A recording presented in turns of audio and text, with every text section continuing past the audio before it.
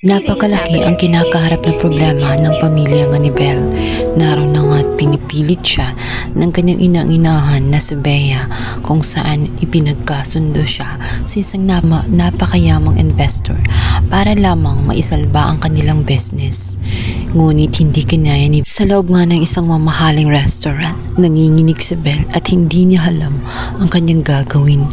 Alam niya na ito ay makakatulong sa kanyang daddy para masolve ang problema nila.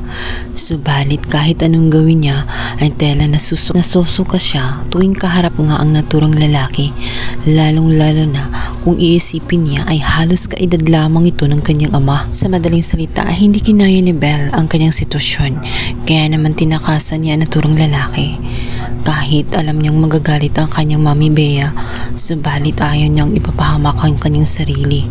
Sa sulok, siya ay nagdamdam ng husto at hindi niya lubos maisip kung paano nagawa ng kanyang ina. Maya-maya pa nga ay magugulantang itong si Belle matapos ngang biglang may mag-abot sa kanya ng jacket dahil napapansin ito na nilalamig siya at mabigat ang nararamdaman. Kahit ayaw sanang magkwento nitong si Belle, ngunit siya na mismo ang nagsabi na pagkatiwalaan siya. Sapat nang may kwento na nga ni Belle ang tunay niyang sitwasyon sa kanyang ina ay naiintindihan siya nitong si Wesley. Hindi siya hinusgahan, bagkus ay naisip niya na pareha sila ng sitwasyon.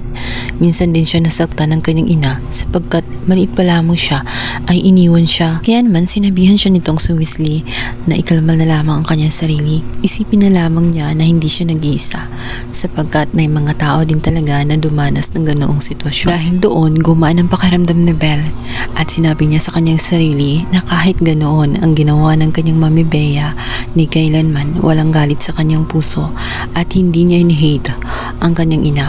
Maaaring nalagay lamang siya sa isang sitwasyon kung saan napipilitan siya para lamang isalba ang naturang business. Buong akala nga ni Belle ay matatapos na ang lahat, subalit pagdating niya sa bahay ay lalong nagagalit ang kanyang mami Bea sa ginawa niya sapagkat pinahiya umano niya ang naturang investor. Paano na lang umano ang kanyang proposal ng business?